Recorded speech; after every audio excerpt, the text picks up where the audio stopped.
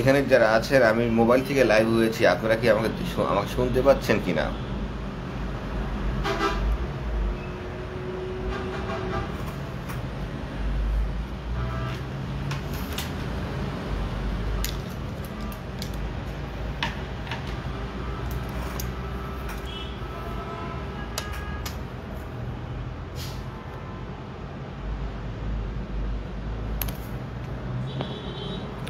হ্যাঁ, মোবাইল থেকে যারা দেখছেন আমাকে, তাদের উদ্দেশ্যে বলবো যে আপনারা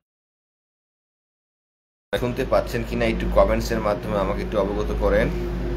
জি বিশাল কাজী, আপনি কি আমার কথা শুনতে পাচ্ছেন?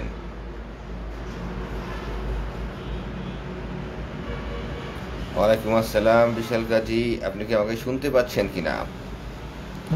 যদি শুনতে পান তাহলে আমি একটু আলোচনা শুরু করব। আমার কথা কি শোনা যায় কিনা?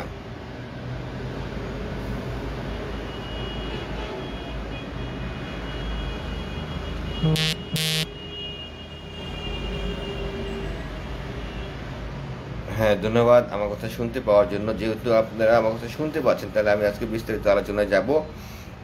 আমার পিসি থেকে আজকে আমি আমার লাইভ শুরু করতে পারলাম না, কিন্তু আমি আমার মোবাইল থেকে লাইভ শুরু করছি। আশা করি আগামীকাল থেকে টুকটাক যান্ত্রিক ত্রুটিকে দূর করে আমরা আরও ভালোভাবেই লাইভে আসব। আজকে থেকে আমাদের লাইভের যাবতীয় লাইভ প্রোগ্রামে উদ্দেশ্যগুলি শুরু হবে। যেটা আমি প্রথমেই বললাম যে আমাদের এই লাইভ প্রোগ্রামটি শুরু করার উদ্দেশ্য হচ্ছে, এখন থেকে প্রতিদিন রাত্র 11টায় আমরা 1 ঘন্টার একটি ক্লাস করব, যেখানে প্রতিদিন ভ্যাটের কোনো না কোনো বিষয় নিয়ে আমরা বিস্তারিত আলোচনা করব। এই বিস্তারিত আলোচনা যারা শুনবেন, আশা করি তাদের ভ্যাটের আর কোনো অজ্ঞতা থাকবে না। শুধু বিস্তারিত আলোচনা নয়, ভ্যাটের যাবতীয় আলোচনা আমরা করব প্রতিদিন কোনো না কোনো বিষয় নিয়ে। সো যারা ভ্যাট সম্পর্কে জ্ঞান অর্জন করতে চান বা ভ্যাটের সম্বন্ধে ভ্যাটের আইন সম্পর্কে জানতে চান, তাদেরকে অনুরোধ করব প্রতিদিন BARN অ্যাসোসিয়েটসের ফেসবুক পেজে প্রতিদিন রাত্র 11টায় আমাদের সাথে জয়েন হন, যাতে করে আপনার ভ্যাট সম্পর্কে ক্লাসগুলি আপনারা দেখতে পারেন, শুনতে পারেন, এবং যদি কোনো প্রশ্ন থাকে তাহলে কমেন্ট বক্সে প্রশ্ন করেও যে জেনে নিতে পারেন আপনাদের প্রশ্নগুলি। সেখানে আমি আপনার প্রশ্নের উত্তর দেওয়ার জন্য চেষ্টা করব। তো এখানে যারা জয়েন হয়েছে তাদেরকে আন্তরিক অভিনন্দন জানাচ্ছি, এবং যারা জয়েন হয়েছেন অলরেডি তাদেরকে বলবো যে মনোযোগ সহকারে আমার কথাগুলি শোনার জন্য। মনে রাখবেন, যদি আপনি মনোযোগ সহকারে কথাগুলি শোনেন, তাহলে আপনি এই শোনা কথাগুলির উপর ভিত্তি করে একটি সিদ্ধান্ত নিতে পারবেন। আর ওই সিদ্ধান্ত যখন আপনি আপনার ব্রেনে সংরক্ষণ করবেন, তখন সেটা হয়তো দীর্ঘমেয়াদী আপনার ব্রেনে সংরক্ষণ থাকবে, আর সেই অনুযায়ী তখন আপনি কাজ করতে পারবেন। তো মনোযোগ দিয়ে কথা শোনা এটা শর্ত। আমি আবারও বলছি, মনোযোগ দিয়ে কথাগুলি শোনা শর্ত। যদি আশেপাশে কোনো সাউন্ড থাকে বা কোনো বিরক্তিকর বা বিরক্ত হওয়ার মতো কোনো বিষয় থাকে, সেগুলিকে দূর করে দিয়ে আপনারা সামনে বসবেন। আজকে আমাদের ভ্যাটের প্রথম ক্লাসে যে বিষয়টি নিয়ে আমরা আলোচনা করব, সেটা হচ্ছে মূসক নিবন্ধন, অর্থাৎ ভ্যাট রেজিস্ট্রেশন। অর্থাৎ একজন ব্যবসায়ীকে কখন ভ্যাট রেজিস্ট্রেশন করতে হয়, কীভাবে করতে হয়, কেন করতে হবে, সেই বিষয়গুলি নিয়ে আজকে আমরা বিস্তারিত আলোচনা করব। এবং কাদের জন্য ভ্যাট রেজিস্ট্রেশন বাধ্যতামূলক, কাদের জন্য নয়, সেই বিষয়গুলিও আমরা আইন অনুসারেই বিস্তারিত আলোচনা করব। আমরা এখানে বই সামনে নিয়েছি, আইনের বই সামনে নিয়েছি, যাতে করে ধারা সহ আমরা আপনাকে বিস্তারিত বলতে পারি।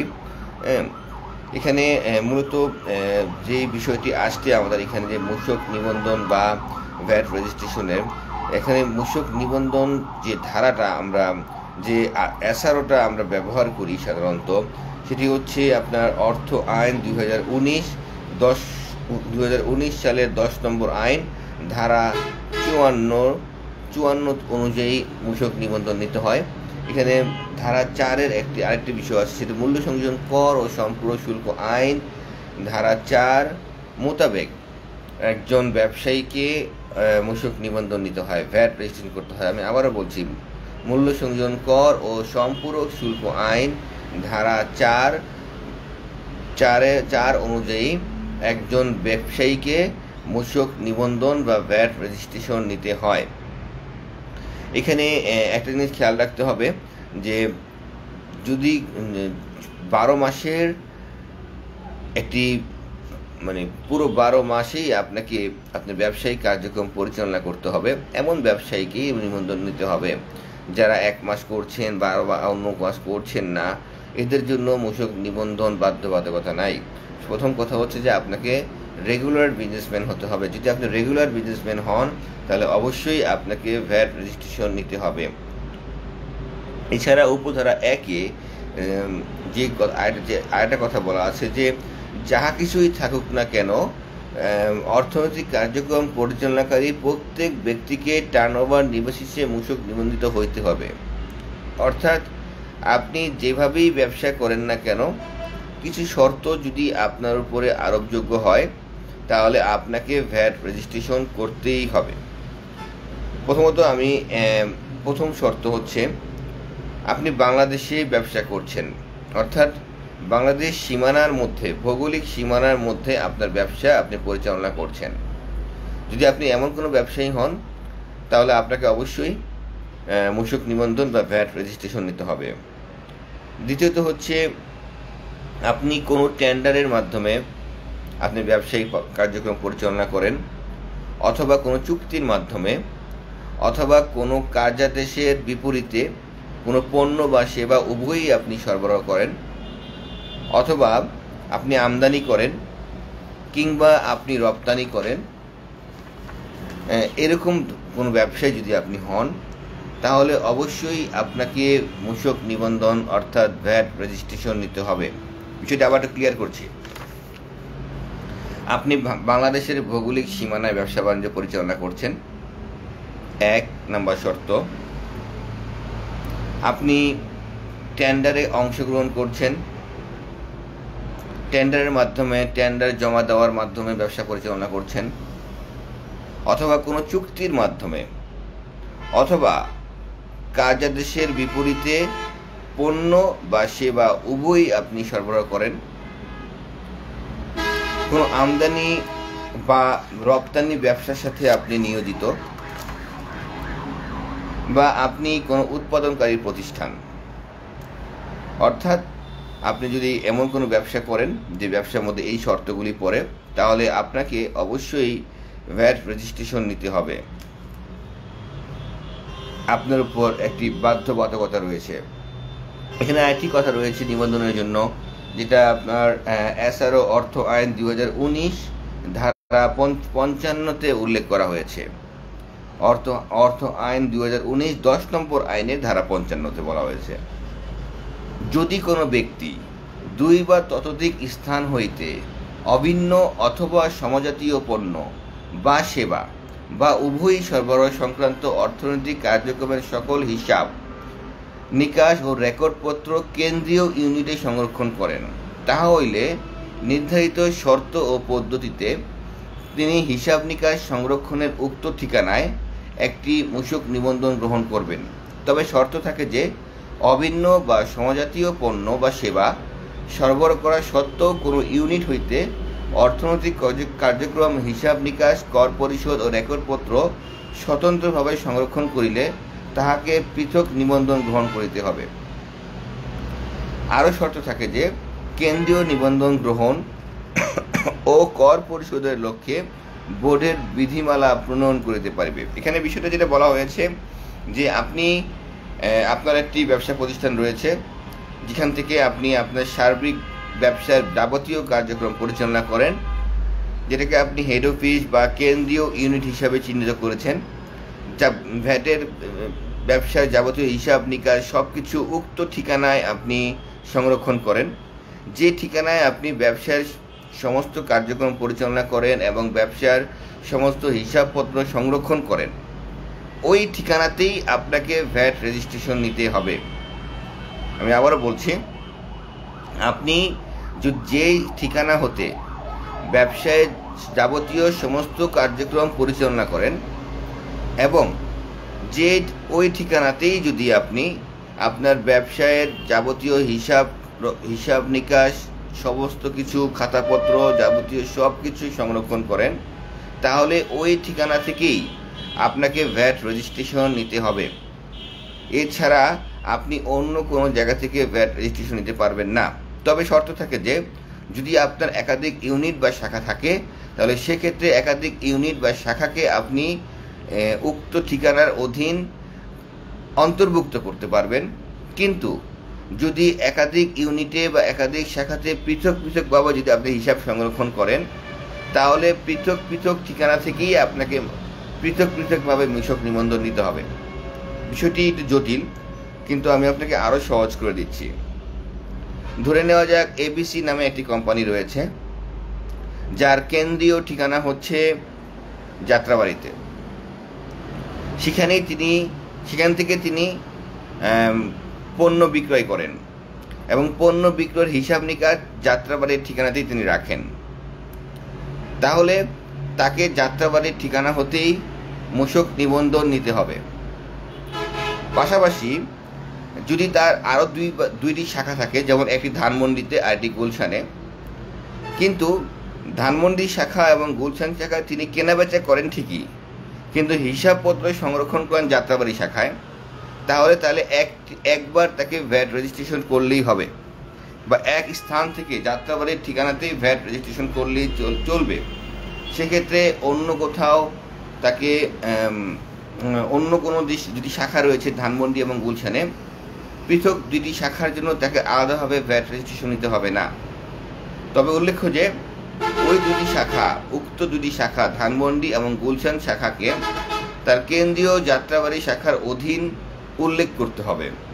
মূসক নিবন্ধনের সময় উল্লেখ করতে হবে যে আপনার আরও দুটি শাখা রয়েছে, একটি ধানমন্ডিতে একটি গুলশানে।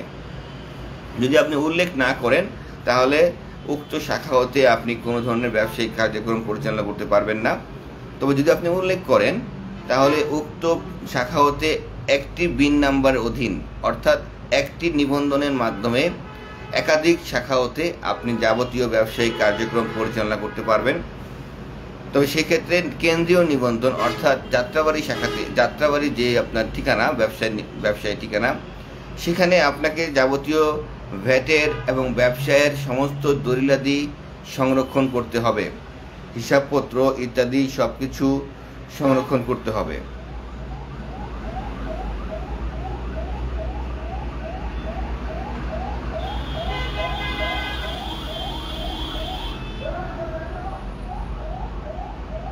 এখানে আরেকটি বিষয় উল্লেখ করতে হবে যে স্বেচ্ছায় মূসক নিবন্ধন, একটা হচ্ছে আপনার উপর বাধ্যতামূলক করে দেওয়া হলো, আরেকটা হচ্ছে আপনি চাইলে স্বেচ্ছায় মূসক নিবন্ধন বা ভ্যাট রেজিস্ট্রেশন নিতে পারবেন।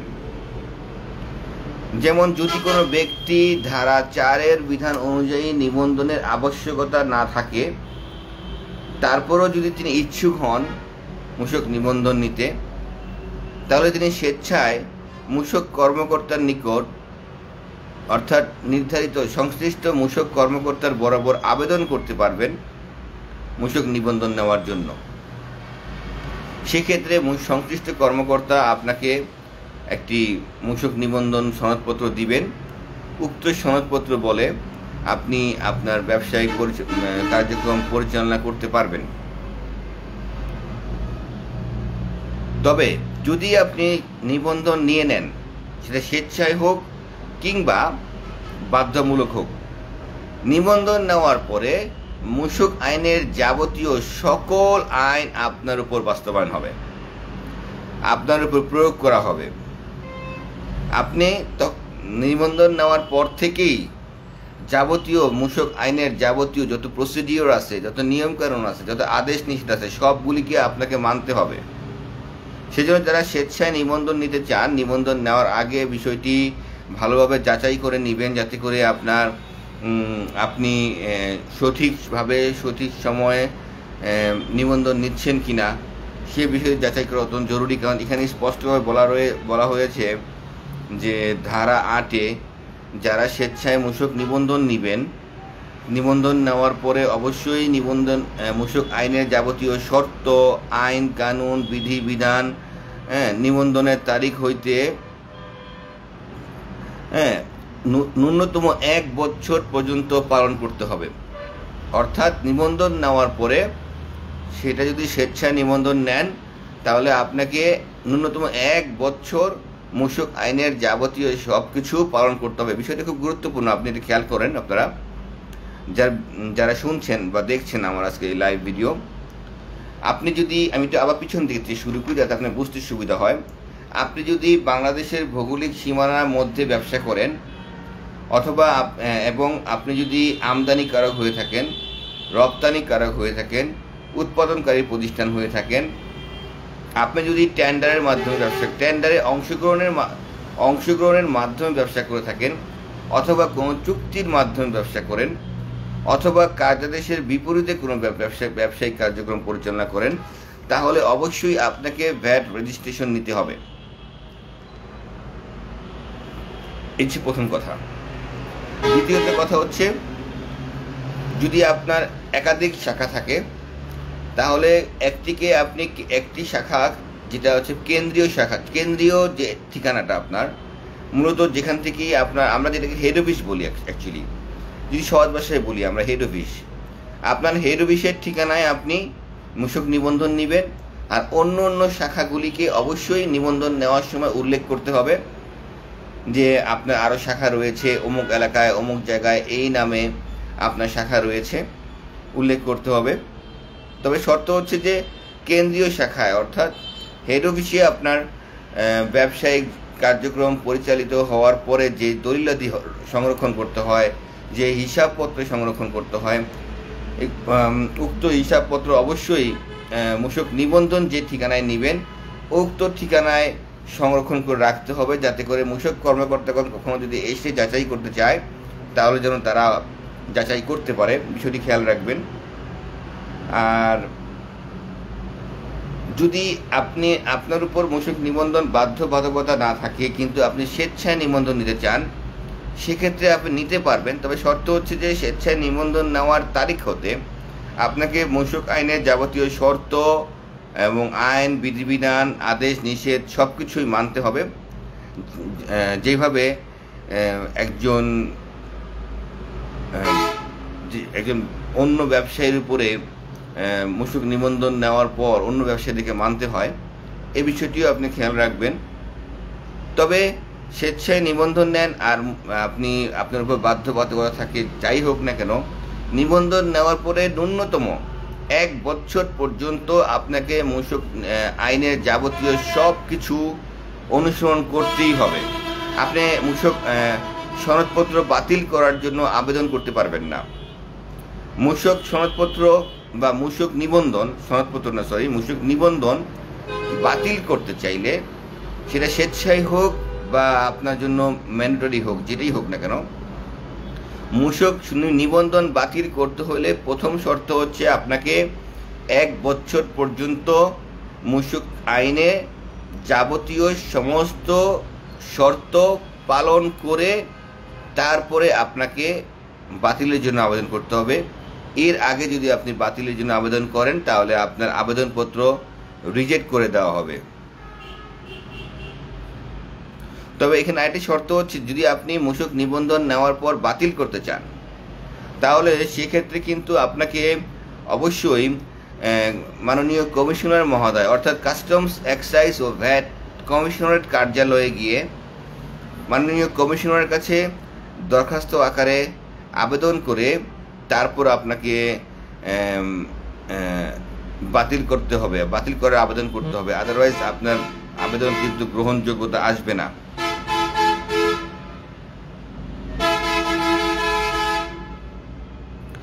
মাননীয় কমিশনার আপনার দরখাস্ত পাওয়ার পর বিষয়টি তদন্ত করবেন।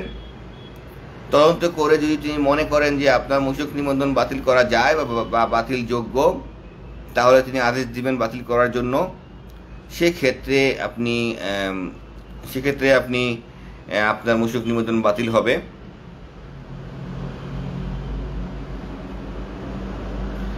আর যদি তিনি মনে করেন যে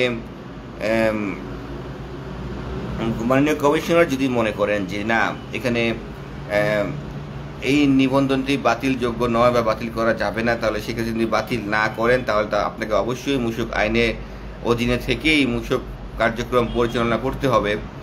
সেক্ষেত্রে আপনাকে অল্টারনেটিভ কোনো অপশন নাই, বা অপশন নাই কথাটা ভুল। তারপর যদি আপনি মনে করেন যে মাননীয় কমিশনারের প্রচারিত আদেশটি সঠিক বা যথোপযুক্ত নয়, সেক্ষেত্রে আপনি আপিল করতে পারবেন, আপিলের সুযোগ রয়েছে।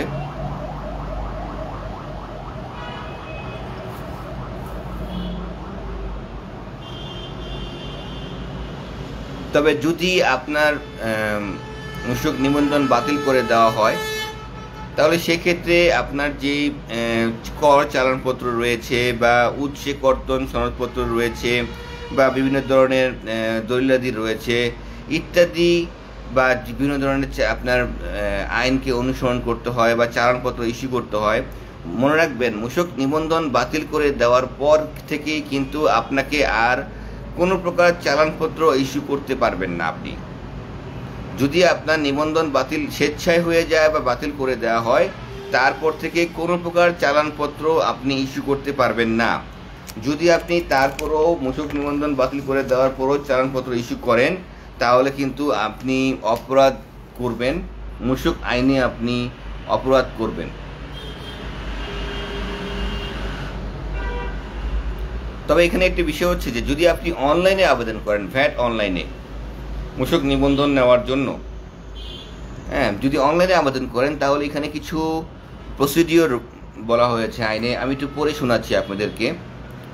কোনো ব্যক্তি অনলাইনে নিবন্ধন গ্রহণ করিবার পর সংশ্লিষ্ট কর্মকর্তার প্রয়োজনীয় পদক্ষেপ: নিবন্ধনের আবেদনে উল্লেখিত ব্যক্তির ঠিকানা, অস্তিত্ব, কার্যক্রম সরজমিনে পরিদর্শনপূর্বক অন্যান্য তথ্যাদি যাচাই করবেন। অর্থাৎ আপনি যখন অনলাইনে আবেদন করবেন, অনলাইনে আপনি যে তথ্যগুলি দিয়েছেন সেই তথ্যগুলি আদৌ বাস্তবে সঠিক কিনা মূসক কর্মকর্তা সরজমিনে আপনার সেই ব্যবসার স্থান পরিদর্শন করে যাচাই করবেন।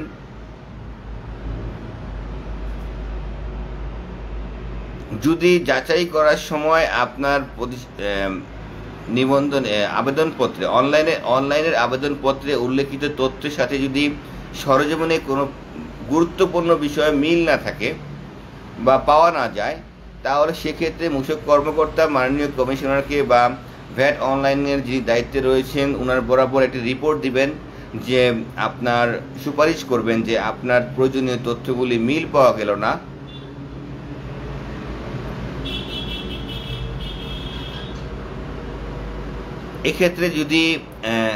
এক্ষেত্রে আপনার আবেদনপত্রটি রিজেক্ট করে দেওয়া হবে।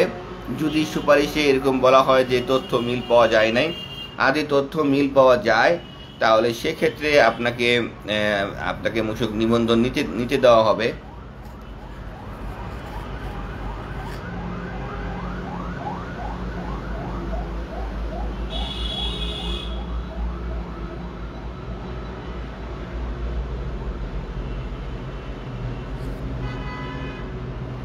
মূলত এই বিষয়গুলি সবচেয়ে বেশি গুরুত্বপূর্ণ। এখানে একটা বিষয় হচ্ছে, প্রত্যেক নিবন্ধিত বা তালিকাভুক্ত ব্যক্তি অর্থনৈতিক কার্যক্রমের নির্দিষ্ট স্থানে মূসক নিবন্ধন সনদপত্র বা উহার সত্যায়িত অনুলিপি প্রদর্শন করিয়া রাখবেন। খুব গুরুত্বপূর্ণ বিষয়, আপনি খেয়াল করবেন। এখানে আপনি মূসক নিবন্ধন নিয়েছেন, সেটা যেভাবেই নেন না কেন, মূসক নিবন্ধন নেওয়ার পরে আপনার ব্যবসার স্থানে আপনার মূসক সনদপত্র অর্থাৎ BIN certificate, business identification number, যে 13 সংখ্যার যে নাম্বারটি উল্লেখপূর্বক জাতীয় রাজস্ব বোর্ড থেকে যে সার্টিফিকেটটি দেওয়া হয়, উক্ত সার্টিফিকেটটি আপনার ব্যবসার স্থানে এমন এক জায়গায় প্রদর্শন করে রাখতে হবে যাতে করে যে কেউ এসে সেটা খুব সহজেই দৃষ্টিগোচর হয়, দেখতে পারে। অনুরূপ যদি এটা না করেন, তাহলে কিন্তু সেক্ষেত্রে আপনার ক্ষেত্রে জরিমানা আছে। আর এই বিষয়টিকে বর্তমানে মূসক কর্মকর্তাগণ অত্যন্ত গুরুত্ব সহকারে দেখছেন যে আপনি আদৌ আপনার ব্যবসা স্থানে মূসক সনদপত্রটি অর্থাৎ BIN 13 সংখ্যার নাম্বার উল্লেখিত যে সার্টিফিকেটটি আপনি যেটা মূসক নিবন্ধন নেওয়ার পরে পেয়েছেন, সেটা প্রদর্শন করে রাখছেন কিনা, খুব গুরুত্বপূর্ণ রাখে। এখন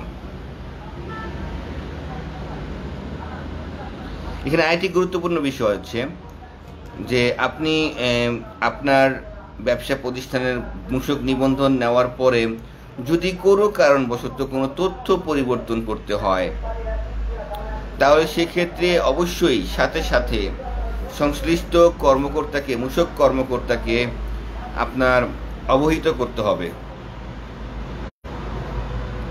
কি কি ধরনের তথ্য পরিবর্তন হতে পারে একটা মূসক নিবন্ধন নেওয়ার পরে, আমি একটু ধারণা দেওয়ার জন্য চেষ্টা করব।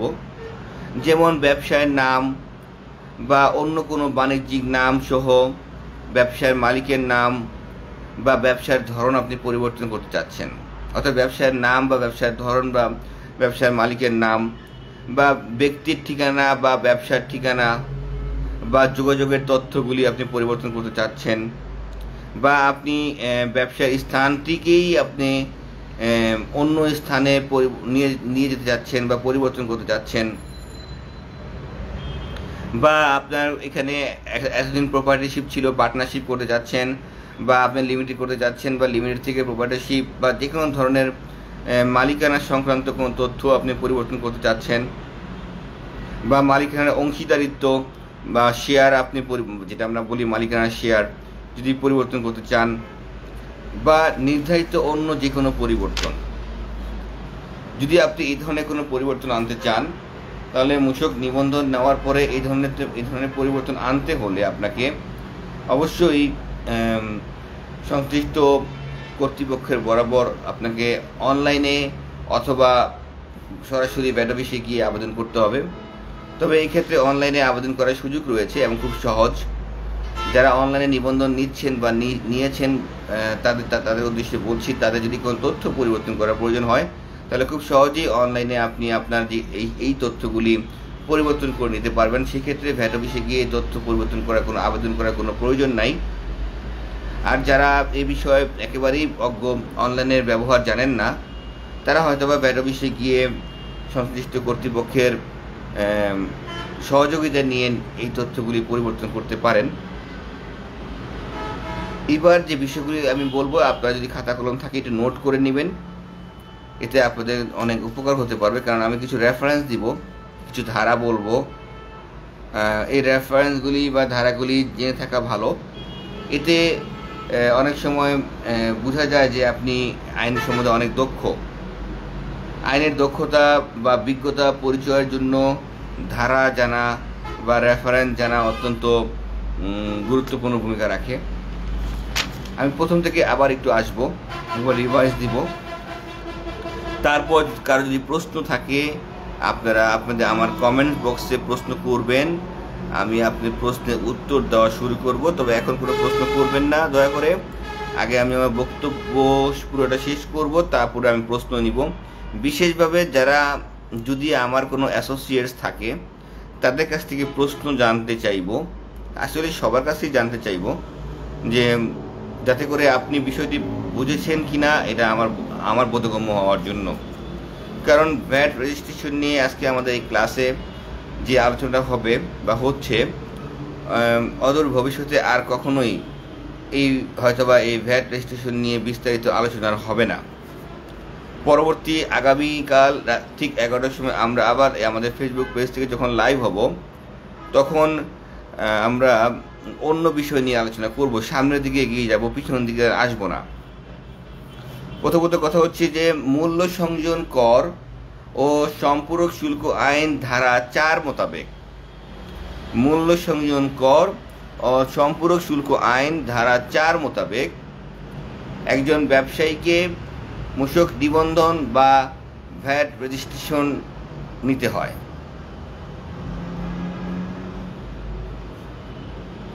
মূল্য সংযোজন কর ও সম্পূরক শুল্ক আইন ধারা 4 মোতাবেক একজন ব্যবসায়ীকে ভ্যাট রেজিস্ট্রেশন নিতে হয়। এখানে একটা এসআরও রয়েছে, রেফারেন্স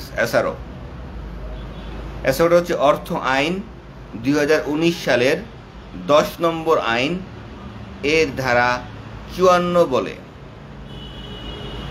আবার বলছি, অর্থ আইন 2019 সালের 10 নম্বর আইন ধারা 54 বলে।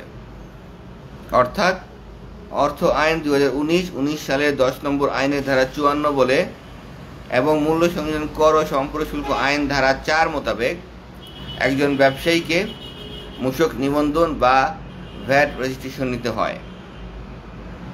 কাদের উপরে মূসক নিবন্ধন বা ভ্যাট রেজিস্ট্রেশন বাধ্যতামূলক? ওইসব ব্যবসায়ী যারা বাংলাদেশের ভৌগোলিক সীমানার মধ্যে ব্যবসা পরিচালনা করে আসছেন। 1, 2, বাংলাদেশে সম্পূরক শুল্ক আরোপযোগ্য এমন পণ্য বা সেবা সরবরাহ করা,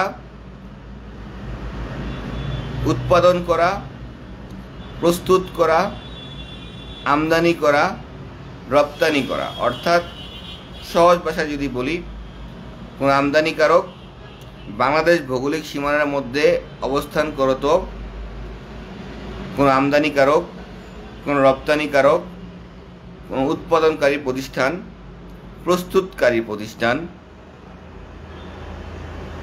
এমন কোনো প্রতিষ্ঠান পণ্য বা সেবা সরবরাহ করেন অথবা টেন্ডারে অংশগ্রহণের মাধ্যমে ব্যবসায়িক কার্যক্রম পরিচালনা করেন, কোনো চুক্তির মাধ্যমে ব্যবসায়িক কার্যক্রম পরিচালনা করেন, কার্যাদেশের বিপরীতে পণ্য বা সেবা উভয়ই সরবরাহ করেন। কার্যাদেশ হচ্ছে কোনো প্রতিষ্ঠানের পক্ষ থেকে কোনো সরকারি, আধা সরকারি, স্বায়ত্তশাসিত আর্থিক প্রতিষ্ঠান বা লিমিটেড কোম্পানি বা কোনো বেসরকারি প্রতিষ্ঠান হতে লিখিতভাবে পারচেস অর্ডার বা কার্যাদেশ এর বিপরীতে যদি আপনি কোনো পণ্য বা সেবা সরবরাহ করেন, তাহলে অবশ্যই আপনাকে মূসক নিতে হবে। বিষয়টি আপনাকে এখানে অত্যন্ত গুরুত্বপূর্ণ, যদি আপনি খেয়াল রাখবেন।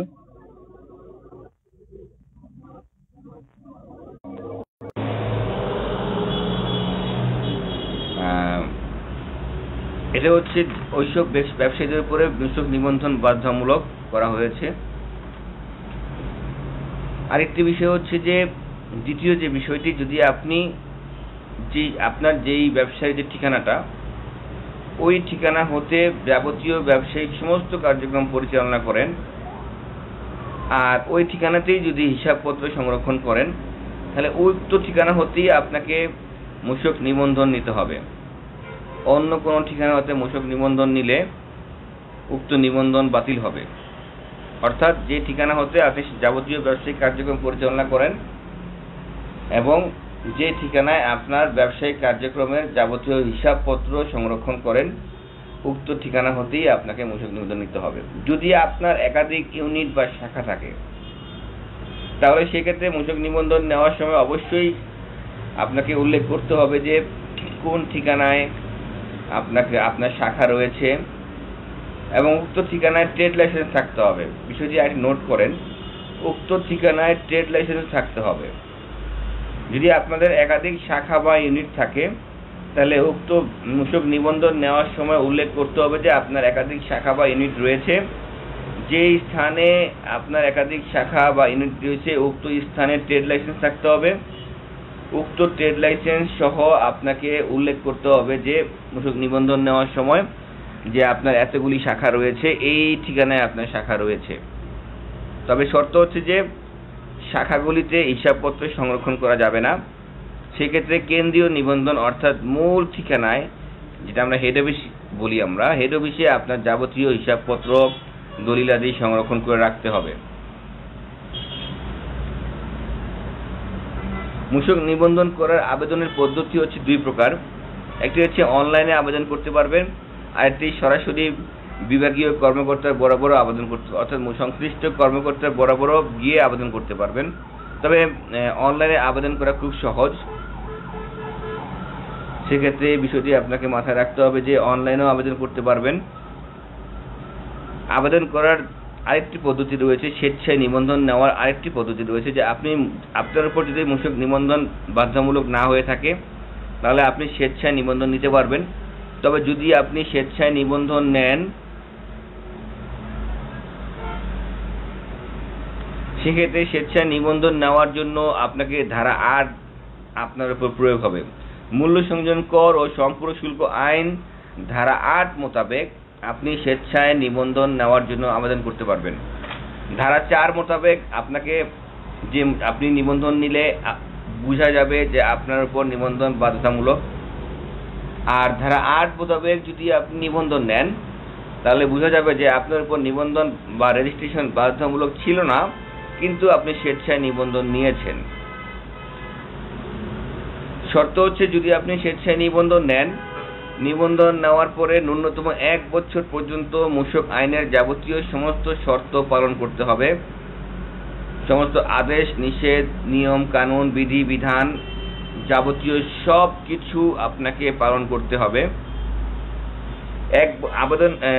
মূসক নিবন্ধন অ্যাপ্রুভ হওয়ার পরে, ভ্যাট রেজিস্ট্রেশন অ্যাপ্রুভ হওয়ার পর হইতে আপনি 1 বছর পর্যন্ত নিবন্ধন বা রেজিস্ট্রেশন বাতিল করার জন্য কোনো প্রকার আবেদন করতে পারবেন না, সেটা স্বেচ্ছায় হোক আর এটা যদি আপনার উপর বাধ্যবাধকতা থাকে তাহলেও যেভাবেই হোক না কেন। আর মূসক নিবন্ধন বাতিল করার জন্য আপনাকে মাননীয় কাস্টমস, এক্সাইজ ও ভ্যাট কমিশনারেট কার্যালয়ের মাননীয় কমিশনারের বরাবর আবেদন করতে হবে। এছাড়া আপনি মূসক নিবন্ধন বাতিল করতে পারবেন না। মাননীয় কমিশনার বরাবর এখানে খেয়াল রাখতে হবে, এখানে কমিশনার বলতে রাজনৈতিক কোনো কমিশনার নয়, কিন্তু এখানে কমিশনার বলতে কাস্টমস, এক্সাইজ ও ভ্যাটের যিনি কমিশনারেট কার্যালয়ের যিনি চিফ, যিনি ঊর্ধ্বতন কর্মকর্তা, অর্থাৎ ওনার পদটাকে, র্যাঙ্কটাকে কমিশনার বলে উল্লেখিত করা হয়েছে। কাস্টমস, এক্সাইজ ও ভ্যাট কমিশনারেট কার্যালয়ের মাননীয় কমিশনার বরাবর আপনি আবেদন করার পরে যদি মাননীয় কমিশনার দেখেন, বিবেচনা করে তদন্ত প্রতিবেদন করিয়ে যদি দেখেন যে আপনার নিবন্ধন বাতিলযোগ্য, তাহলে বাতিল করে দিবেন। আর যদি উনি মনে করেন যে না, আপনার নিবন্ধন বাতিল করা যাবে না, আপনাকে মূসক আইনের যাবতীয় সমস্ত কার্যক্রম পরিচালনা করতে হবে, তাহলে সেক্ষেত্রে আপনাকে অবশ্যই করতে হবে। যদি আপনি মনে করেন যে মাননীয় কমিশনারের আদেশটি অযৌক্তিক বা আইনসম্মত নয়, তাহলে সেক্ষেত্রে আপনি আপিল করতে পারবেন, আপিল করার সুযোগ রয়েছে আপনার। তবে যদি নিবন্ধন বাতিল করার আদেশ দেন বা নিবন্ধন বাতিল করে দেন, তাহলে নিবন্ধন বাতিল হওয়ার পর থেকে আপনাকে কিন্তু কোনো প্রকার চালানপত্র বা ইনভয়েস ইস্যু করতে দেওয়া হবে না বা করতে পারবেন না। যদি আপনি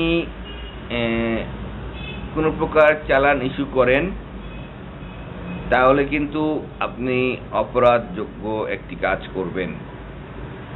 মূসক নিবন্ধন বাতিল হওয়ার পর যদি কোনো প্রকার চালানপত্র ইস্যু করেন তাহলে আপনি অপরাধযোগ্য কাজ করবেন। এখানে একটা রেফারেন্স দিই, মূসক নিবন্ধন বাতিল করার ধারাটি হচ্ছে 9, মূল্য সংযোজন কর ও সম্পূরক শুল্ক আইন ধারা 9 মোতাবেক আপনাকে মূসক নিবন্ধন বাতিল করার জন্য আবেদন করতে হবে, সেটি খেয়াল রাখবেন।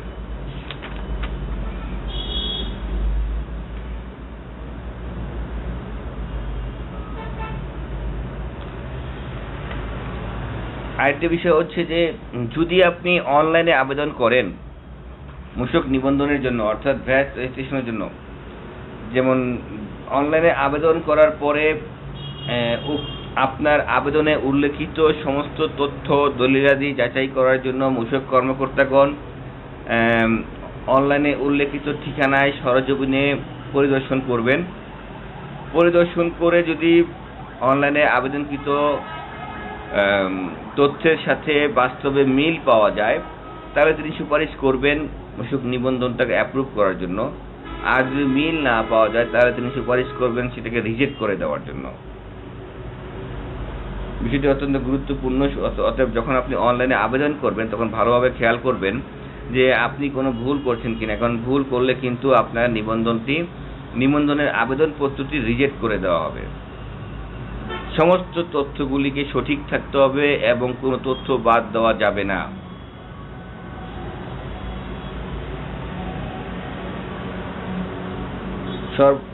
এরপর যে বিষয়টি হচ্ছে যে ধারা 13 মোতাবেক খেয়াল করবেন, আমি ধারাগুলি বলে যাচ্ছি। মূল্য সংযোজন কর ও সম্পদ শুল্ক আইন ধারা 13 মোতাবেক যদি আপনার মূসক নিবন্ধনের আবেদনপত্রটি অ্যাপ্রুভ হয় তাহলে জাতীয় রাজস্ব বোর্ড কর্তৃক একটি সনদপত্র দেওয়া হবে, যে সনদপত্রের মধ্যে লেখা থাকবে বিজনেস আইডেন্টিফিকেশন নাম্বার এবং সেখানে 13 সংখ্যার একটি নাম্বার উল্লেখ করা থাকবে। 13 সংখ্যার উল্লেখিত এই সনদপত্রটি, এই সার্টিফিকেটটি আপনাকে আপনার ব্যবসার স্থানে প্রদর্শন করে রাখতে হবে। এমন জায়গায় প্রদর্শন করে রাখতে হবে যেখানে যে কোনো মানুষ সহজেই দেখতে পায়, সহজেই দৃষ্টিগোচর হয়।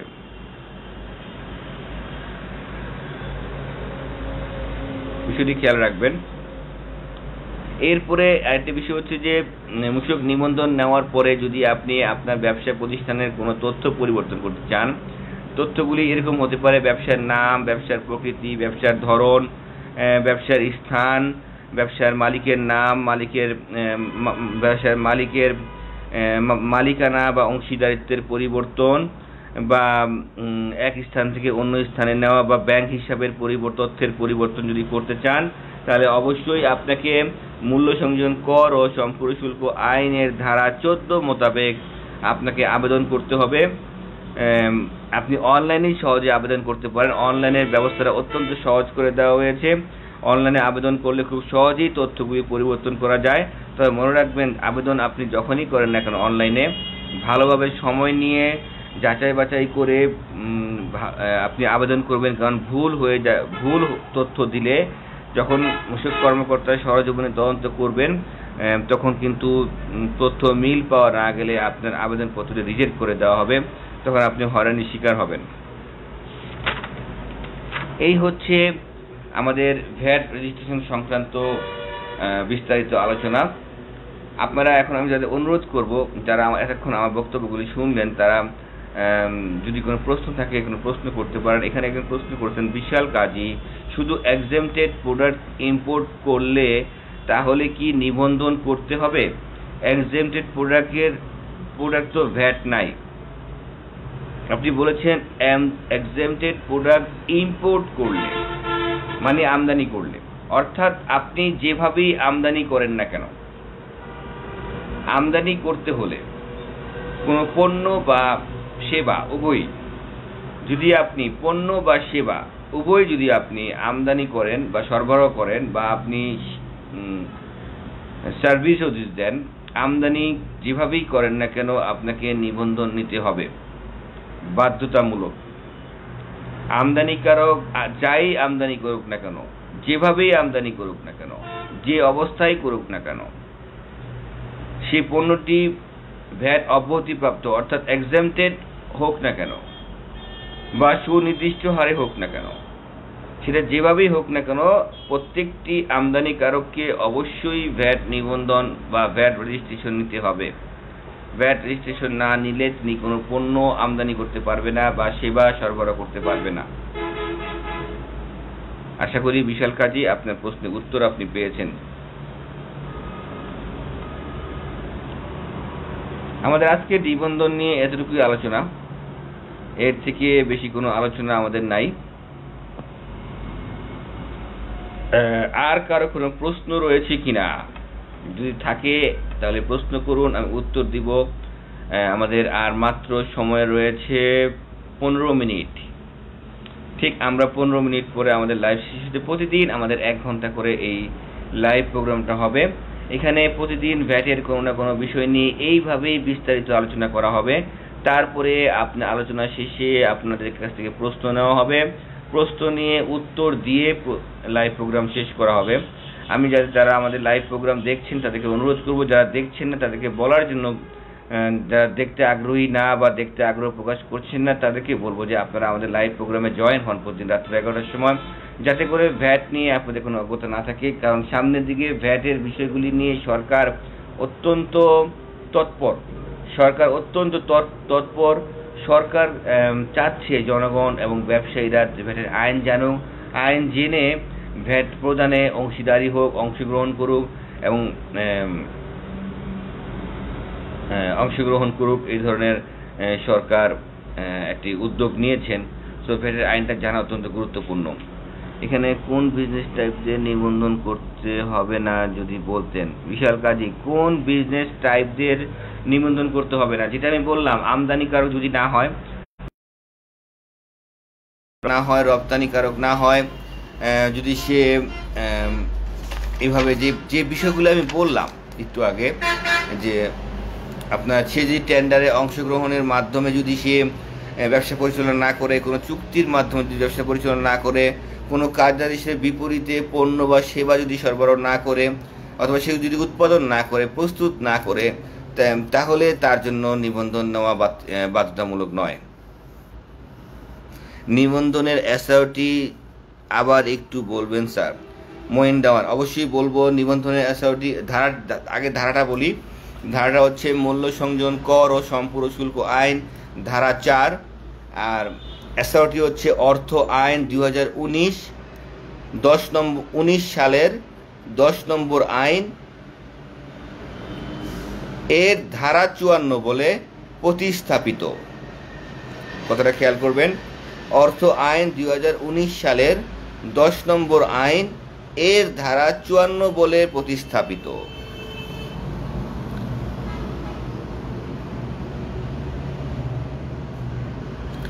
মেহেদী হাসান বাপ্পি, একটা বিনের এগেনস্টে কি অনেকগুলা শাখা দেখানো যায়? হ্যাঁ, একটা বিনের এগেনস্টে আপনি 1000 শাখা দেখাতে পারবেন, 1 লক্ষ শাখা দেখাতে পারবেন, কোনো সমস্যা নাই। তবে শর্ত হচ্ছে যে আপনাকে যাবতীয় হিসাবপত্র কেন্দ্রীয় নিবন্ধন হিসাবে উল্লেখিত বা চিহ্নিত জায়গার মধ্যে সংরক্ষণ করতে হবে। তবে মূসক নিবন্ধন নেওয়ার সময় বা পরে এই প্রত্যেকটি শাখার আলাদা আলাদা ট্রেড লাইসেন্স থাকতে হবে, এবং ট্রেড লাইসেন্স সহ প্রত্যেকটি শাখার বিস্তারিত ঠিকানা, নাম সহ কেন্দ্রীয় নিবন্ধনে উল্লেখ থাকতে হবে। আচ্ছা, আপনার যদি আপনি প্রশ্নের উত্তর পেয়ে থাকেন তাহলে আমাকে একটা রিপ্লাই দিন, তাহলে বুঝতে পারবো যে আপনি প্রশ্নের উত্তর পাচ্ছেন। তাহলে আমাকে আর বিস্তারিত আর কিছু বলা লাগবে না। মেহেদী হাসান বাপ্পি, আশা করি আপনি আপনার উত্তর পেয়েছেন। মঈন দেওয়ান, আশা করি আপনি আপনার উত্তর পেয়েছেন। রাজি আলী, ভ্যাট রেজিস্ট্রেশন নেবার জন্য কোন আইনটা লাগবে স্যার, একটু বলবেন প্লিজ। আবারও বলছি যে মূল্য সংযোজন কর ও সম্পূরক শুল্ক আইন ধারা 4 মোতাবেক আপনাকে মূসক নিবন্ধন নিতে হবে, ধারা 4।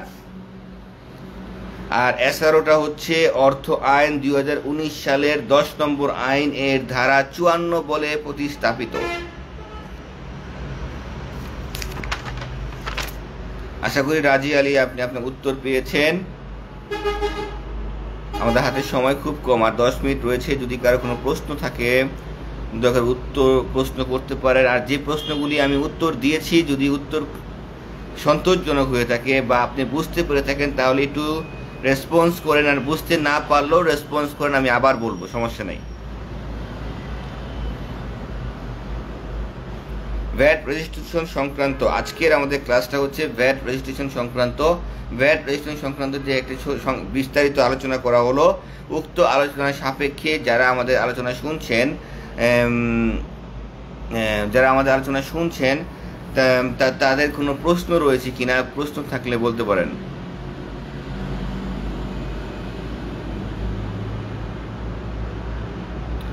একাধিক বিশাল কাজী, একাধিক কোম্পানির বিন নাম্বার সেম থাকবে। একাধিক কোম্পানি বলতে কি বোঝানো হয়েছে আমি বুঝতে পারিনি আপনার প্রশ্নটি। বিশাল কাজী, খুব সম্ভবত আপনি বলতে চাচ্ছেন যে আপনি একাধিক শাখা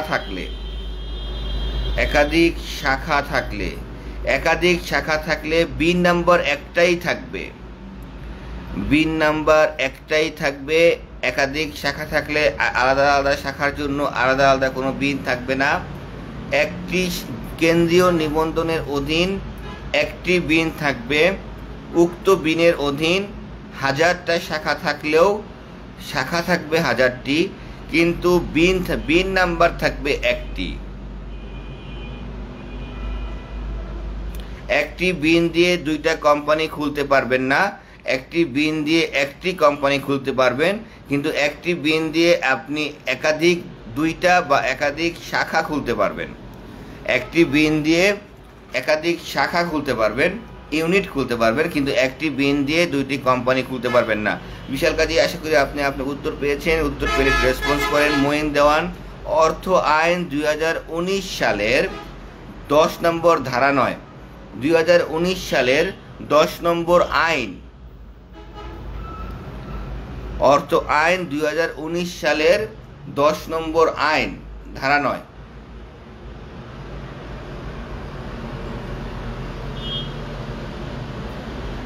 আশা করি মঈন দেওয়ান আপনি আপনার উত্তর পেয়েছেন।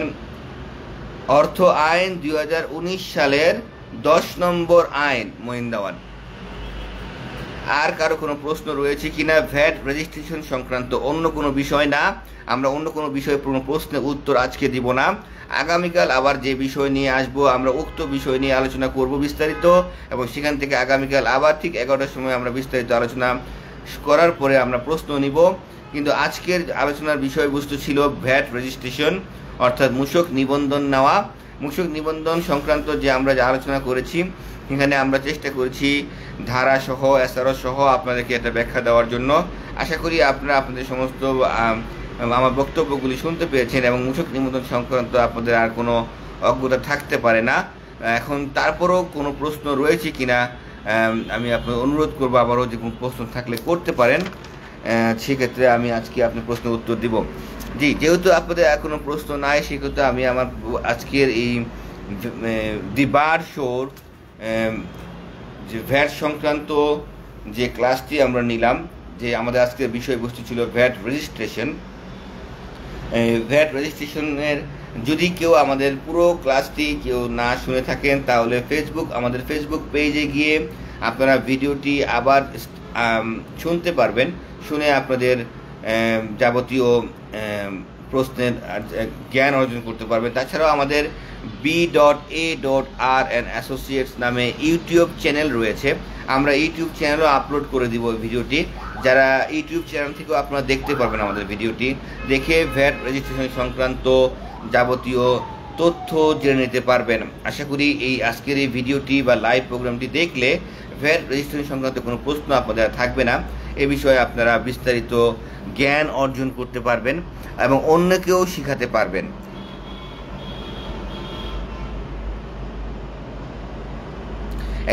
একটা গুড কোয়েশ্চেন করেছেন রাজি আলী স্যার, শাখাগুলি কি সেম নাম হতে হবে কিনা, না সেম নাম না হলে কি হবে? হ্যাঁ, শাখাগুলির সেম নাম হতে হবে না, অন্য যে কোনো নামেও শাখা হতে পারে, তবে শর্ত হচ্ছে যে অবশ্যই ট্রেড লাইসেন্স কিন্তু থাকতে হবে। আমি আবারও বলছি, হ্যাঁ, শাখাগুলির নাম অন্য কোনো নামেও হতে পারে, তাতে কোনো সমস্যা নাই। রাজি আলী, আশা করি আপনার উত্তর আপনি পেয়েছেন। আব্দুল আজিজ, কি শর্ত থাকলে অবশ্যই ভ্যাট নিবন্ধন করতে হবে? আব্দুল আজিজ, আমি আগেই বলেছি যে উনি অবশ্যই আমদানি কারক হতে হবে, রপ্তানি কারক হতে হবে, হ্যাঁ, তিনি কোনো টেন্ডার অংশগ্রহণের মাধ্যমে ব্যবসা করবেন বা চুক্তির মাধ্যমে, বা তিনি উৎপাদনকারী প্রতিষ্ঠান হতে হবে বা প্রস্তুতকারী প্রতিষ্ঠান হতে হবে। এই ধরনের ব্যবসায়ী যারা রয়েছে তাদেরকে অবশ্যই নিবন্ধন নিতে হবে, এখানে আর অন্য কোনো শর্ত নাই, এই শর্তগুলিকে ফলো করতেই হবে। নাজিল আলম, রেজিস্ট্রেশন হয়ে যাওয়া কোম্পানির নতুন ব্রাঞ্চ কীভাবে দেখাবো? নাজিল আলম প্রশ্ন করেছেন রেজিস্ট্রেশন হয়ে যাওয়া কোম্পানির নতুন ব্রাঞ্চ কীভাবে দেখাবো? খুব সহজ, আপনি মূসক 9.1 ইউজার আইডি পাসওয়ার্ড দিয়ে ভ্যাট অনলাইনে লগ ইন করবেন। লগ ইন করার পরে আপনি আপনি ফর্মসে যাবেন, ফর্মসে যাওয়ার পরে সেখানে মূসক 2.1 রয়েছে, দেখবেন 2.1-এ ক্লিক করবেন। 2.1-এ ক্লিক করার পর ঠিক ভ্যাট অনলাইনের উপর দিকে ডান দিকে অ্যামেন্ড কথা লেখা থাকবে, অ্যামেন্ডে ক্লিক করবেন। অ্যামেন্ডে ক্লিক করার পর দেখবেন উপর দিকে আপনার ব্রাঞ্চ অফ লিস্ট বা লিস্ট অফ ব্রাঞ্চ নামে একটা অপশন থাকবে, সেখানে ঢুকবেন। ঢুকার পরে সেখানে অ্যাড বাটন আছে, অ্যাড বাটন ক্লিক করবেন। অ্যাড বাটন ক্লিক করার পরে এখানে সাব ফর্ম আসবে, সেই সাব ফর্মটি যে তথ্য চাওয়া হয়েছে সঠিকভাবে সে তথ্য দিয়ে সাবমিট করলেই আপনার আবেদন হয়ে যাবে। নাহিদুল আলম, আশা করি আপনি উত্তর পেয়েছেন, না পেলে একটু আমাকে আবার রেসপন্স করেন, আমি আবার জবাব দেবো, সমস্যা নাই। রাজি আলী, স্যার এটা প্রশ্ন করলাম, স্যার শাখাগুলো কি সেম নামে হবে নাকি? শাখাগুলিকে সেম নামে হতে হবে এমন কোনো শর্ত নাই, শাখাগুলি যে কোনো নামে হতে পারে। রাজি আলী, শাখাগুলি যে কোনো নামে হতে পারে।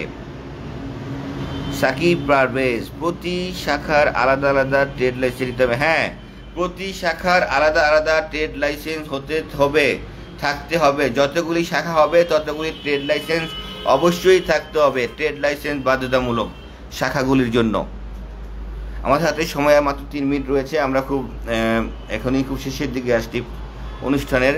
কারো প্রশ্নের উত্তর যদি আপনি সন্তুষ্ট না হয়ে থাকেন, প্রশ্নগুলি আবার রিপিট করতে পারেন একটু।